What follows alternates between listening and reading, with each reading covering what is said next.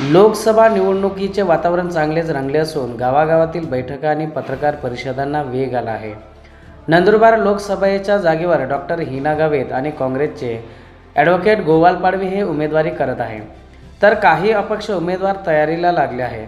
परंतु खरी लढाई डॉक्टर हिना गावित आणि ॲडव्होकेट गोवाल पाडवी यांच्यात राहण्याचे चित्र आहे। डॉक्टर हिना गावित हे लोकसभा निवडणूक 2014 मध्ये काँग्रेसचे 9 वेळा खासदार राहिलेले माणिकराव गावित यांचा पराभव करत निवडून आल्या, तर 2019 मध्ये मोठ्या लीडने निवडून आलेले आहेत।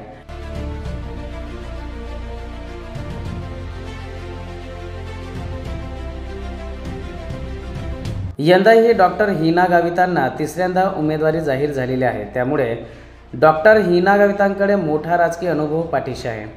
आमदार डॉक्टर विजयकुमार गावित हे राज्याचे विद्यमान आदिवासी विकास मंत्री आणि प्रभावी नेतृत्व असल्याने जिल्ह्यातील गावागावात मजबूत पकड आहे, तर जिल्हा परिषदेत लहान बहीण डॉक्टर सुप्रिया गावित जिल्हा परिषद नंदुरबारच्या अध्यक्ष असल्याने केंद्र, राज्य आणि जिल्हा स्तरावरील योजना जिल्ह्यातील कानाकोपऱ्यात पोहोचण्यात यश मिळाले आहे, त्यामुळे डॉक्टर हिना गावित घराघरात पोहोचले आहेत।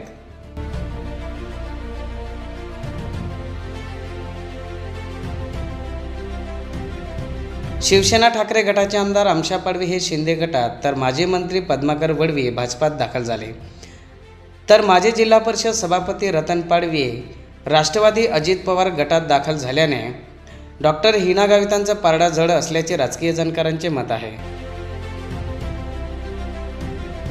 यंदाच्या लोकसभा निवडणुकीत काँग्रेसने नवीन चेहरा समोर आणला आहे।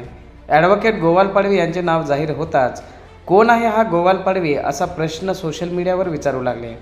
गोवाल पाडवी हे ॲडव्होकेट के.सी. पाडवी यांचे सुपुत्र असून ॲडव्होकेट के.सी. पाडवी हे अक्राणी विधानसभा मतदारसंघाचे मागील 35 वर्षापासून आमदार असल्याने गावाकडे मोठा कार्यकर्त्यांचा फौजफाटा आहे।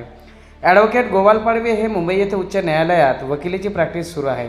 आदिवासी समाजाच्या न्यायालयीन लढाई लढून आदिवासी समाजाची बाजू मांडत असल्याने समाजात आपली वेगळी ओळख निर्माण केली आहे। नंदुरबार जिल्ह्याचे विकासाचे विजन घेऊन जनतेसमोर आल्याने राजकीय वातावरण निर्माण करण्यात यश मिळाले आहे, हीच जमेची बाजू आहे।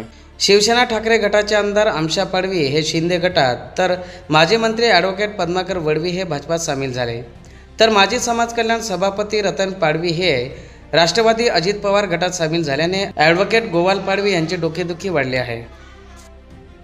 तरी देखील डॉक्टर हिना गावितांना कडवं झुंज देतील असा अंदाज राजकीय वर्तुळात वर्तविला जात आहे। यंदाच्या निवडणुकीत जनतेचा कल कोणाकडे राहतो आणि कोण बाजी मारतो हे निवडणुकीनंतर स्पष्ट होईल।